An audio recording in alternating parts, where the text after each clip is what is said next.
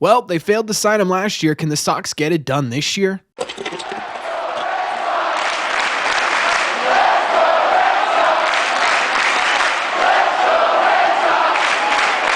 What is going on, everybody? Welcome back to Red Seat Radio. My name is Corbin, and I know, this isn't Soto news, but we are going to have to talk about different players from time to time, and recently there have been reports of the Red Sox interested in this right-handed slugger, so we're breaking it down in today's video. But before we do, as always, we are still raising money for Movember. We are very close to our goal of $1,500, so if you want to help us get there, hit the link in the description or the comments down below to donate today. Thank you all very much for clicking on this one.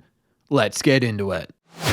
Okay, so as I'm sure you could tell from the thumbnail and the hints I dropped in the intro, we're talking about Teoscar Hernandez today, and I think the best place to start is how the Red Sox have already been pretty heavily connected to him this offseason. Over the past couple of weeks, a couple of national reporters have pretty much said the Red Sox are in on this whole Teoscar Hernandez thing. In fact, John Morrissey reported the other week that the Red Sox were among other teams that are interested in Teoscar. Jeff Passan reported something similar, saying quite simply Boston is in his report as to where everything currently stands with some of these big guys. So right off the bat, we do have some pretty concrete evidence that the Red Sox are at the very least in contact with Teoscar Hernandez this offseason. And honestly, it does kind of sound like they're not just in contact, but actually vying for his services. Now, that's not an exact quote or anything. That's just sort of the feeling I get from an article where Jeff Passan just simply says Boston is in, right? It doesn't really sound like, Boston's testing the water, they called the agent, they're just checking in on him. No, it sounds like they're pretty heavily in on Teoscar Hernandez. Don't take me word for word, just a little bit of a gut feeling I had from that article, and it makes sense why the Red Sox should be in on him. For starters, he's a righty, and we know the Red Sox are looking to balance out this lineup, but last year he bet on himself, and it worked out really well. In fact, it may have been the best season of his career. It was a .272 average with a .339 on base percentage and a .501 slug for a .137 OPS plus, about 37% above league average production, all while hitting 33 home runs, 32 doubles, and driving in almost 100 batters. Technically 99, but 100 sounds a little bit better. It was kind of a monster season for him, where he was an all-star, a home run derby champion, and a silver slugger winner. And while he hasn't been putting up those numbers quite as good his entire career, he has been a pretty solid bat throughout his 9 seasons, because in those seasons, he has a .263 average, a .320 on base percentage, and a .488 slug for a .121 OPS plus, 21% above league average production. That's a really solid everyday player that the Red Sox may just be looking for. To make it even sweeter in terms of the Red Sox pod here, he hits very well at Fenway Park. In fact, he has played 45 games there in his career. He's hit .282 with a .344 on base percentage and a .606 slug with 14 home runs. If he played 81 games and kept that pace, he'd currently have 25 home runs at home in a season just simply playing for the Red Sox alone. To say he would destroy the Green Monster may honestly be a little bit of an understatement, right? This dude could absolutely crush it at Fenway, and I think that's a big reason why fans are really interested in Teoscar's services. I also think the connection between him and the Red Sox last year is a big reason why a lot of us fans immediately tend to sort of gravitate towards the idea of Teoscar being here, but there is a large contingency of fans that sit there and say, well, wait a second, why would the Red Sox sign Teoscar Hernandez when they could just get Tyler O'Neill and not have to pay as much or give up a qualifying offer? And to some degree, that's a really valid question, because if you look at their 2024 seasons, they're pretty similar. They have similar on base percentage numbers, they have similar slugging percentages, they have similar home runs. But to me, there are two glaring things that stand out as to why Teoscar may be worth both more money and a qualifying offer. The first is that you will notice Teoscar has a much higher WAR than O'Neill. That's not because O'Neill was a bad player this year. The big reason for that is because Teoscar only missed 8 games the entirety of the 2024 season, whereas Tyler O'Neill missed almost 50. Teoscar has played more games per season than O'Neill in every season of their careers. That's a big factor for me. The Red Sox offense really struggled when Tyler O'Neill went down, specifically against left-handers. It was a big reason why you started to see some of the slumps you saw during the season for the Sox, where they sort of had this roller coaster offense, right? They didn't have their heart of the order right-handed bat. And even when Tyler O'Neill did come back from some of these injuries, it took him a week or two to get right at the plate, right? There were stretches where he had 14 strikeouts in 5 games or something crazy like that. I don't think it was that high, but it was pretty close, right? He was striking out a lot when he'd come back from these ILs. So it wouldn't just be the time he missed, it would also be the time he was taking him to regenerate and get back to himself at the plate. And I think that had a big impact on the Sox. So right off the bat, if we're looking at this strictly based on which one is more valuable, I think the guy who's on the field much more than Tyler O'Neill is a bit more valuable. There's much less risk involved when it comes to a bit of a longer contract with Teoscar than it would Tyler O'Neill. The other big difference, in my opinion, is the ability to hit with runners in scoring position. Teoscar Hernandez this season had 30 more RBIs than O'Neill with runners in scoring position specifically. Now, again, this has a lot to do with him playing a lot more time, but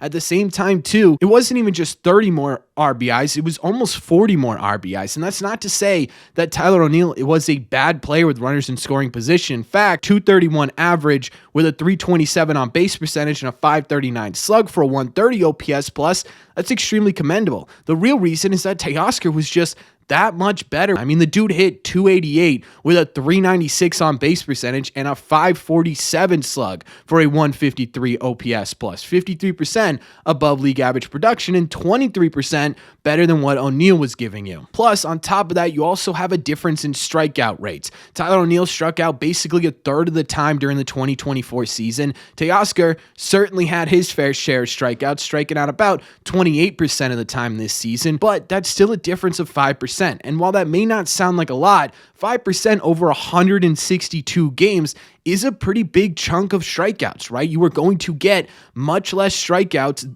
from Teoscar than you are from Tyler O'Neill. And I think that's a big factor here pushing me in the Teoscar Hernandez direction. So while they are similar, I think there are some big differences, especially for where the Red Sox are right now and what the Red Sox are looking to improve upon going forward, that put Teoscar sort of in the spotlight for a potential fit with this team. So the fit is there. We know the interest is there. Well, what is it going to take to get him here, and what could be standing in the way? In terms of the actual cost to bring him to the Red Sox, there is a little bit of discrepancy in terms of the projected contracts. Spotrac.com has the projected contract of around 3 years, $73.6 million, which would be around $24.5 million a season. MLB Trade Rumors, on the other hand, has a bit more modest 3 years, $60 million deal, or $20 million a season. Let's split the difference here and say it would take the Red Sox somewhere in the ballpark of 3 years, $66 million, or $22.26 million a season. If the reports we've been hearing about what the Red Sox are planning on doing this offseason, if Pivetta getting the QO and them being comfortable, if he accepts it, giving him a $21 million to perform in 2025 is any indication as to where the Red Sox head is at in terms of spending, I don't think this is unfeasible, right? I mean, obviously, the Red Sox would have to give up a pretty decent chunk of cash, and that isn't something they've been totally willing to do over the last couple of years, but things change, and I think if the Red Sox approach is what everyone's been saying, then this should be an easy contract for the Red Sox to go for. This doesn't totally limit your spending on the rest of the free agency. It isn't a crazy long-term deal.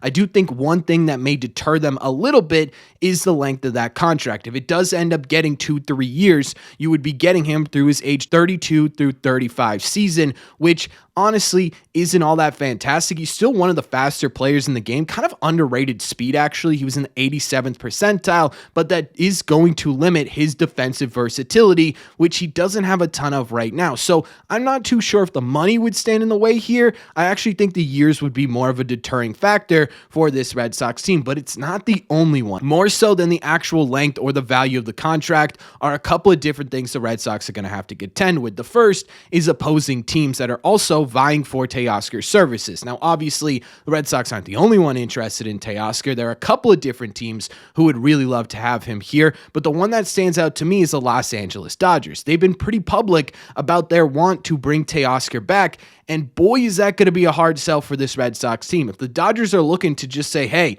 you get whatever contract you get, we're going to match it and bring you back, I don't know how the Red Sox pry him out of the Dodgers' hands, right? The team he just had a career year with, the team he just won a World Series with, the high he's still riding from being the best team in Major League Baseball.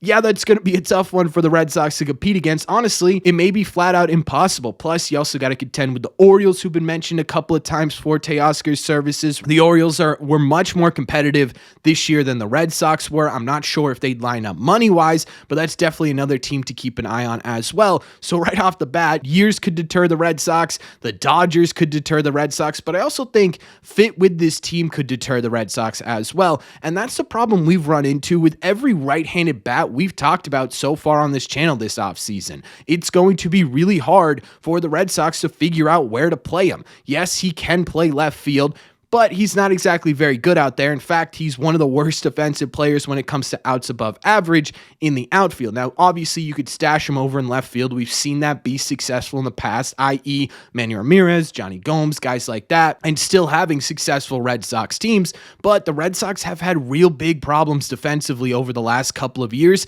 and that could be something they're talking about. On top of that, you'd still have to make room for him if you played every day in the outfield, right? Someone in that outfield right now would have to be traded for him to get an everyday spot. Well, if you don't want to do that, the other option is you make him a primary DH, and there are a couple of issues with that. One, you'd have to convince Teoscar Hernandez to sign here and become a primary DH. If the Dodgers or the Orioles or whoever is saying, well, no, look, we'll just let you play the outfield, that may be more appealing. But two, there's already someone over in that DH position. Again, you're going to have to move somebody if you want to bring anyone onto this team, and Teoscar is a prime example of that. I'm a little bit torn as to which way this is going to go for the Red Sox. Obviously, this is sort of just preliminary interest. They haven't had any meetings. They haven't had any Zoom calls. There have been no formal contract offers, and I'm sure we'll see some more of that in the future. But as of right now, I don't know which way this is going to go. This could go a million different directions. I could absolutely see the Red Sox sort of ponying up and doing what they need to do to get him here. I could absolutely see the Dodgers going out and saying, no, you're not leaving, and him staying in LA. Personally, I would love the Red Sox to go after Teoscar. I think Teoscar is a fantastic player. I think the Red Sox have been pretty vocal about wanting to balance out this lineup in a way that Teoscar Hernandez does, and in a really big way. He feels like an absolutely perfect fit for what they're looking for. If I'm a GM, I'm absolutely talking about this. Another factor to look at is Jeff Passan said that Teoscar's market's probably going to move pretty quickly. He's probably going to be a guy that signs pretty early on in this free agent period, and I wonder how that's going to affect this team a little bit, especially now that they've sort of dove in to the Juan Soto market. Is the ideal time frame of him signing going to make it more of an enticing opportunity for the Red Sox or less of an enticing opportunity for the Red Sox? I honestly don't know. But again, personally, I'd love to have him here, and I love the fact that they're showing interest in a guy that they should be showing an interest in. But again, this is just preliminary. Obviously, I'll keep you guys updated if there's any further news. But until then, let me know in the comment section down below, what do you guys think? What do you think about the idea of Teoscar Hernandez on the Boston Red Sox? Do you like it? Do you not like it? Is there a limit to what you would be willing to give him? And do you think they are going to be able to do anything against the Los Angeles Dodgers? Let me know all your thoughts on Teoscar Hernandez and the Red Sox in the comment section down below. As always, if you made it to the end of this video, do me a favor, make sure you guys have hit that subscribe button if you haven't already. If you're new here, we talk Red Sox content almost every single day. Also, make sure you guys have hit the like button on this video as well. It just simply helps these videos out a ton, and it would mean a lot to me. Don't forget, if you want to listen instead of watch these episodes, all you got to do is head over to your favorite podcasting app and look up Red Seat Radio. Thank you all very much for clicking on this one, and I will see you in the red seats.